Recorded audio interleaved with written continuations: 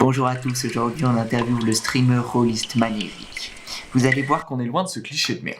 Manéric est un rôliste avec beaucoup d'expérience. Il anime des soirées jeux de rôle, mais il fait également du dessin et des jeux vidéo. Bon, c'est toujours centré autour du jeu de rôle, mais bon, on est là pour ça. Allez, je lance mes dés de l'interview.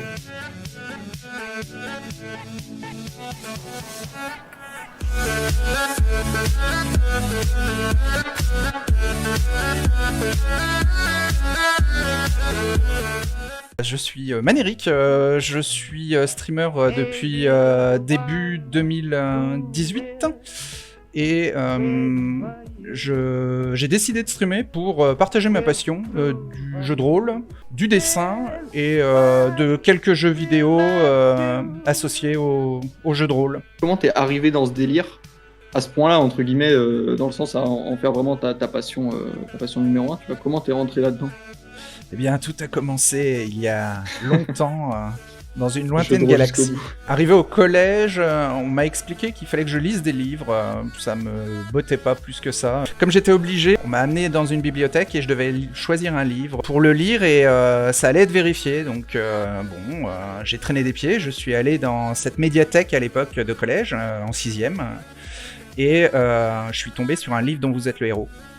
Et j'ai trouvé ça génial. Un livre avec des paragraphes qui ne se suivent pas. Quand tu finis un paragraphe, il te donne un numéro par rapport au choix que tu veux faire, ce qui fait que l'histoire change quand tu fais ton choix par rapport au numéro du paragraphe. Et donc tu lis une histoire où tes choix ont une importance. Et quand tu affrontes des ennemis dans les livres dont vous êtes le héros, tu dois lancer 2 dés à 6 faces. Et les dés à 6 faces, c'est les dés les plus faciles à trouver parce que en général, dans les jeux de société, il y en a. Et j'ai trouvé ça génial.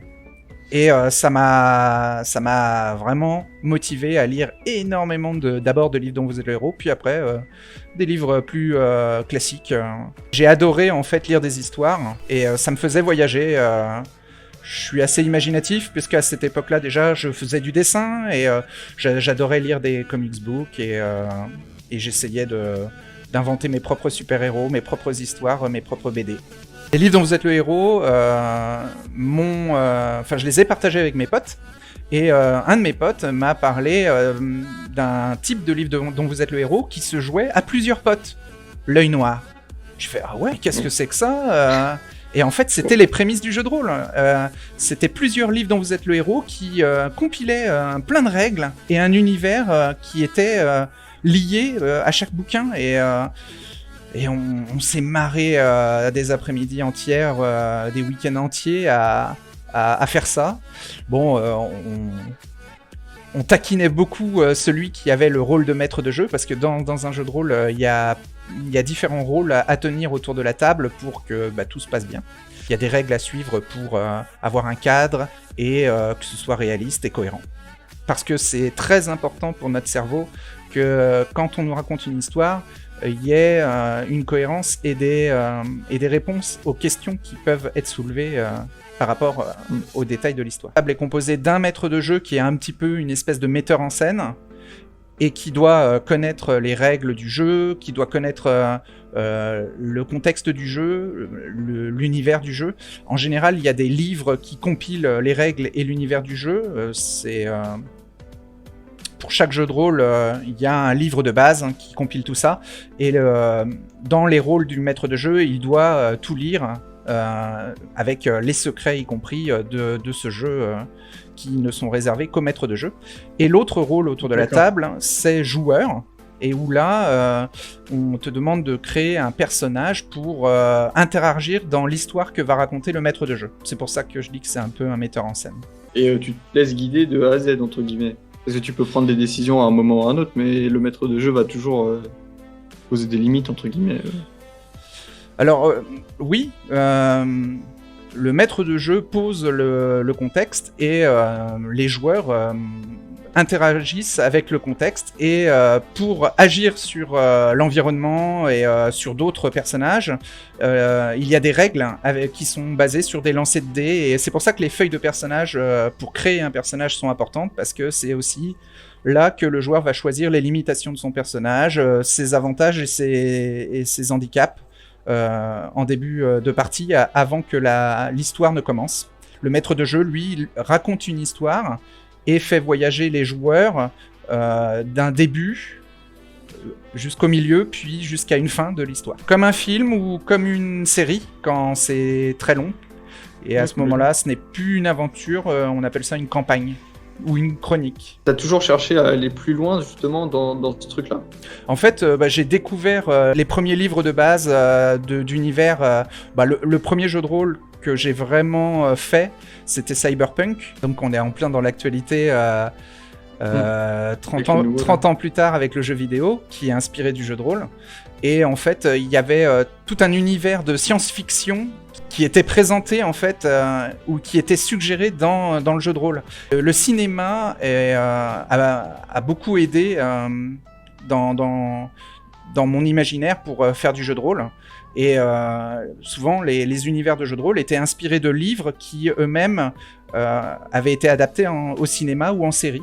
Donc, il y a un jeu de rôle Star Wars, par exemple. Il y a des jeux de rôle. Harry Potter, Le Seigneur des Anneaux est un des piliers fondateurs du jeu de rôle. C'est ce qui a inspiré Donjons et Dragons, officiellement un des premiers jeux de rôle créés dans les années 80. Est-ce qu'il y a des jeux vidéo où tu peux quand même avoir un maître du jeu qui, entre guillemets, contrôle le truc? Ouais, complètement.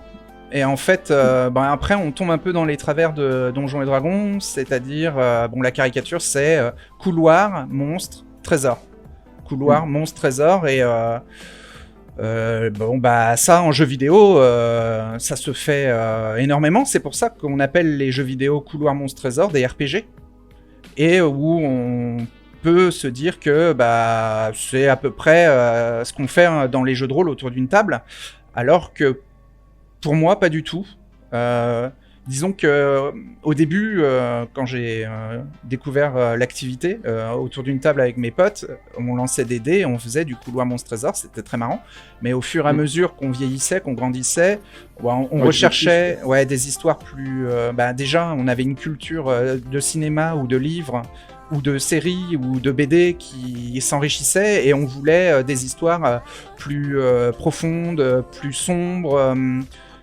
Et on voulait vraiment explorer ce qui était possible en s'inspirant de la réalité, en fait, de la vie. Et donc, petit à petit, le rôle de maître de jeu s'est complexifié à juste à proposer un couloir, des monstres et un trésor et des points d'expérience pour augmenter son personnage, pour avoir des couloirs plus difficiles, des monstres plus difficiles et des trésors plus grands.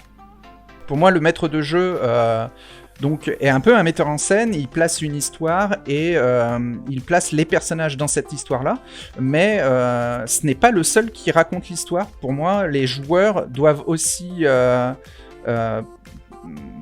prendre l'initiative de raconter l'histoire avec le maître de jeu, et en fait c'est une histoire qu'on se raconte en fait tous ensemble autour d'une table avec les mêmes règles, des règles qui doivent être connues par le metteur en scène, le maître de jeu, sur le bout des doigts, pour ne pas laisser de temps mort et pour placer un rythme comme dans un film ou dans une série. Et sur ta chaîne, tu fais ça combien de fois par semaine à peu près? Là, je faisais une chronique qui a duré 1 an, et on avait 2 rendez-vous par semaine, le mardi soir et le jeudi soir, pendant 4 heures, de 20h à minuit. On faisait une session comme un épisode de série, si tu veux, dans une chronique. Ou une campagne, c'est les 2 termes qui veulent dire en fait une série d'aventures qui avance sur du long terme et où les thèmes mettent du temps à être explorés. Tu essayes de raconter une histoire cohérente et en faisant ça, tu voyages en fait. L'esprit humain adore se raconter des histoires ou les écouter, et depuis la nuit des temps en fait. Quand on se raconte des histoires autour du feu, en colo ou en camping, il y a un peu de cette démarche-là. On n'a pas de dés, on n'a pas de règles, mais voilà. Ok, du coup en ce moment tu joues sur quoi toi? Donc là, je faisais du Vampire la Mascarade, un jeu un peu d'ambiance épouvante, où on incarne des chasseurs nocturnes, des prédateurs, des vampires. Là, on est du côté du monstre. Et donc, ça soulève des thèmes très adultes. De la politique aussi. En plus, les vampires sont des créatures un petit peu individualistes, un peu égoïstes. Et donc, c'est d'autant plus tentant de ne pas se grouper avec les autres joueurs, d'essayer de faire ses histoires de son côté sans s'intéresser à ce que fait le groupe. Mais il y a des mécaniques de jeu qui permettent de donner du sens à se regrouper. Et là encore, l'adage de « on est plus fort à plusieurs » revient. Ouais, d'accord. Et donc je voyais qu'il n'y avait pas beaucoup de jeux de rôle sur Twitch et je me suis dit bah voilà, moi j'ai du contenu à partager sur Twitch et puis ça permet à ceux qui connaissent pas le jeu de rôle de le découvrir et à ceux qui le connaissent de participer. J'essaye d'initier des gens au jeu de rôle en ligne parce que ah oui aussi également. Ouais, là c'est important avec la situation sanitaire dans laquelle on est, avec le Covid. C'est les outils à distance prennent encore plus d'importance et faire du jeu de rôle c'est en général à 3, 4 ou 5 joueurs et un maître de jeu. Maintenant les outils internet sont tellement développés qu'on peut simuler une table de jeu sur des sites internet quoi. Comme Roll20, Rollstream, il y a plein de choses. Je passe par Virtua JDR. Tiens, j'en ai pas parlé. C'est un collectif, une communauté de rôlistes qui se retrouvent sur Discord ou sur forum pour monter des histoires, des aventures, des tables virtuelles à distance et qui permet pour les maîtres de jeu de trouver des joueurs et pour les joueurs de trouver des maîtres de jeu. Et je passe souvent par leur communauté quand je veux faire mes initiations. Donc voilà, vous pourrez me croiser sûrement dans leur communauté, surtout sur leur Discord. Je passe pas trop parce que je suis pas trop forum, mais voilà, ça s'écrit Virtua JDR. Tout en attaché, vous trouverez assez facilement et ils sont très sympas.